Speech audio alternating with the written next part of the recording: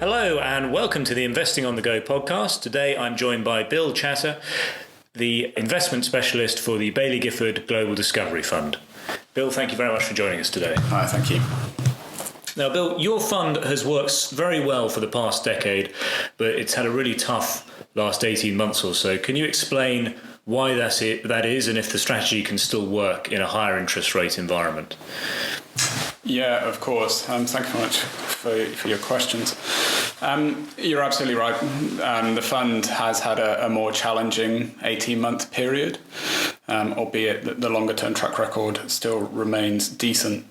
I think we need to reflect on the fact that the environment has changed, that the convergence of multiple external factors within market has created a high degree of uncertainty, which has brought in investors' time horizons.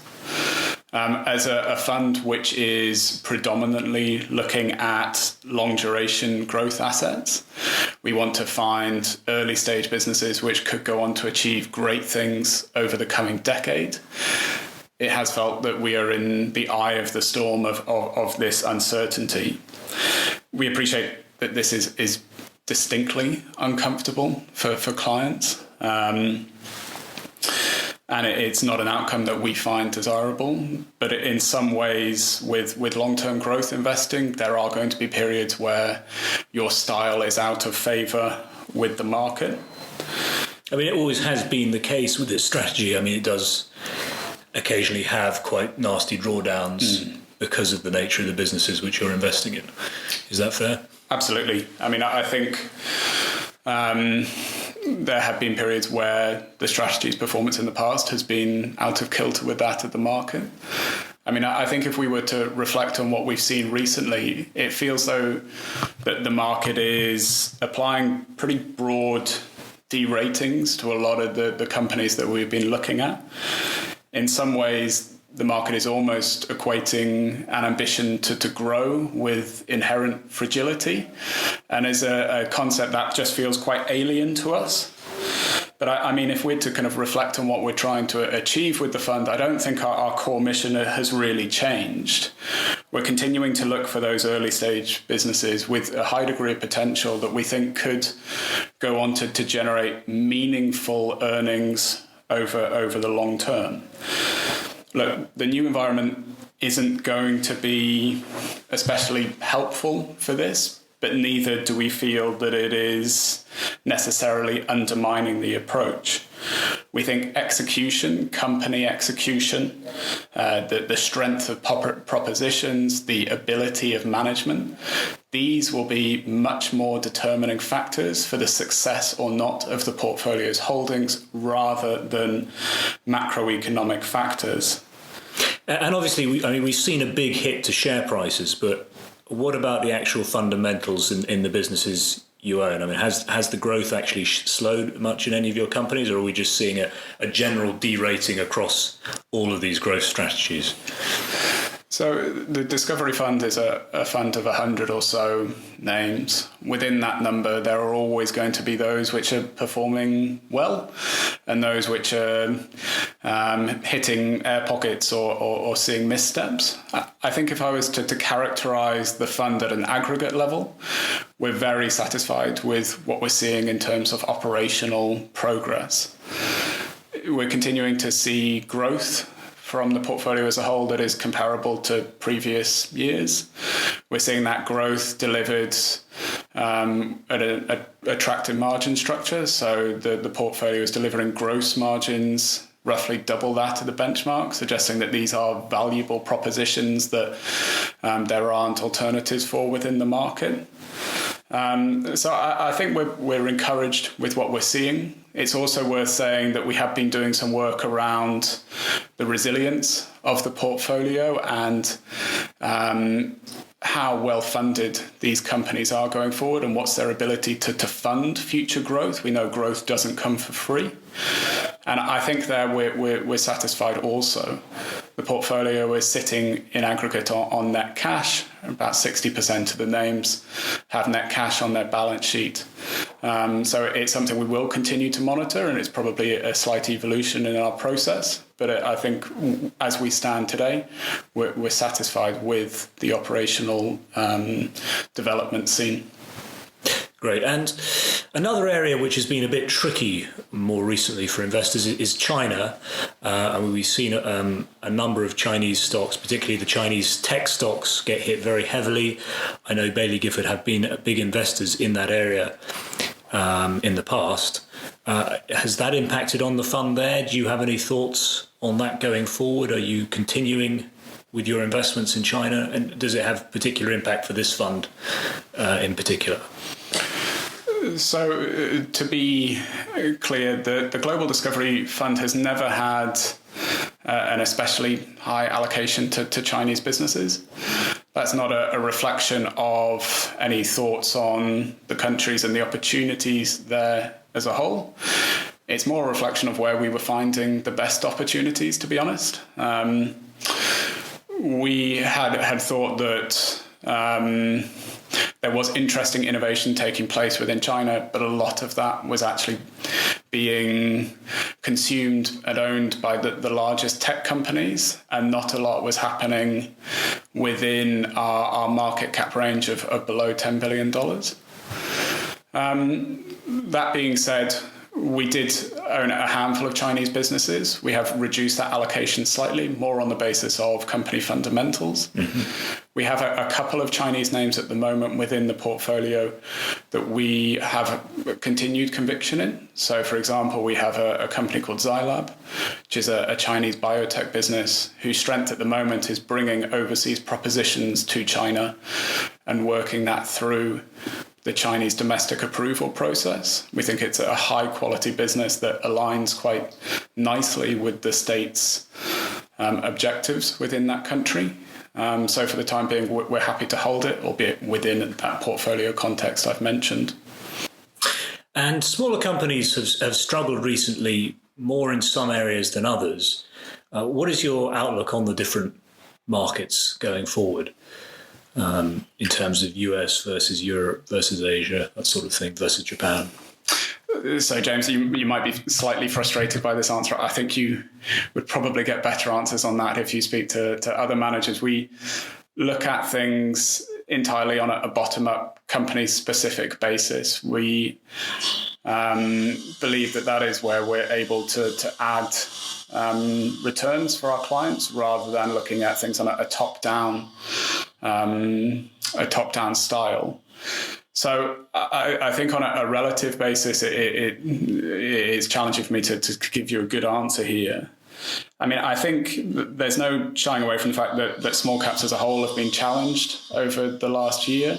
It's kind of quite understandable, really. I mean, previous performance shows that in periods of downturn, small caps do tend to fall faster than other asset classes. I think the thing we're considering is what opportunities that presents for us. So we're finding companies that we think have been unfairly discounted in that, where the market is not recognizing the potential of those names, and it is creating some interesting opportunities for the fund. We're also kind of aware of the idea that out of previous downturns, small caps have been amongst those assets which have recovered most quickly. So I think we're optimistic for the future from here. But I probably can't give you a great answer on small caps kind of relatives to others or countries relative to others. And what are some of the most exciting themes and ideas in the portfolio? Can you give us some examples and some stock examples? Absolutely. So again, to be perfectly clear, we think about things entirely on a bottom-up basis. So we look at individual companies rather than themes or trends. What emerges, though, from the portfolio is certain commonalities, and it kind of gives you an idea of areas which the investors are individually interested in. Some of the most exciting companies within the portfolio are all looking at deepening our understanding of human genetics, or conversely, actually looking to manipulate that to treat troubling conditions. Yeah, I mean, you've got a lot in healthcare at the moment, don't you? Exactly. I think if I was to pick out maybe one more established name from the portfolio and maybe an earlier stage name from the portfolio, which are playing into that trend. I pick out Alnylam Pharmaceutical, the more established name, which is a US biotech business, which is attempting to develop a suite of different treatments, all based around amplifying or silencing the body's RNA makeup. And then if I was to pick a more tentative name, I'd discuss a name closer to home, Oxford Nanopore, the UK-based business, which has developed really highly adaptable and more accessible genetic sequencing devices. Genetic sequencing is a technology which has made really impressive gains over the last couple of decades in particular. But we've been quite frustrated that it's remained really within academic and research settings. We think Oxford Nanopore, with its device, which is cheaper, smaller, easy to use, shows a real promise in moving that technology out into more different settings for different applications. Interesting. I mean, so are we going to see these machines popping up in your local GP surgery eventually, or at least in your local hospital? I mean, that would be the hope over time, and that's the kind of scale of the ambition and why we are so excited about a company like Oxford Nanopore. I think the other trend that we're considering, and is perhaps particularly pertinent at the moment, is the move towards increased automation. We're seeing that really with our holding in Ocado, the UK business, I think most will be familiar with. And just the potential for that business to really solve grocers' issue with margins globally. So how do they move from kind of 3% margins up to 6% margins? And we think Ocado's picking and packing technology and the efficiency of that actually provides a pretty compelling route to be able to make that jump. And then the other area... So just on that, because that's quite interesting. So, I mean, in this more inflationary environment we're in with, wages and things going up, I mean, is that adding to Ocado's sort of competitive advantage against more of the traditional grocers, where you've got to employ somebody to go around a warehouse and things, and they've got everything sort of automated on robots? I think it's still early stages, but that would be the hope. We're seeing one of the emerging trends of the last kind of year or so has been this idea of reshoring. So businesses moving operations closer, making investments in fulfillment sites, warehouses closer to home. And one of the things we're observing from that is just how automated these facilities are and how they are looking to take human cost out of these operations. I think that trend makes Ocado's proposition even more compelling, and the efficiency that it offers relative to a more manual alternative. So obviously we've seen and observed their deal in the US with Kroger. They've made other deals in other countries. They've discussed... just for our listeners, can you tell us a little bit about that deal, just so we understand? Was this a licensing deal? How did it work exactly in terms of Ocado's technology? Exactly. Because I mean, a lot of our listeners probably think of Ocado just as a grocer where you get your shopping, but actually it's really more about their technology, isn't it? For us, and the basis on which we hold it really primarily for their international solutions operations. The basis of these deals is a licensing agreement, where they are entered into with Ocado providing the technology and then receiving ongoing licensing payments for that, for its continued use over the life of the deal.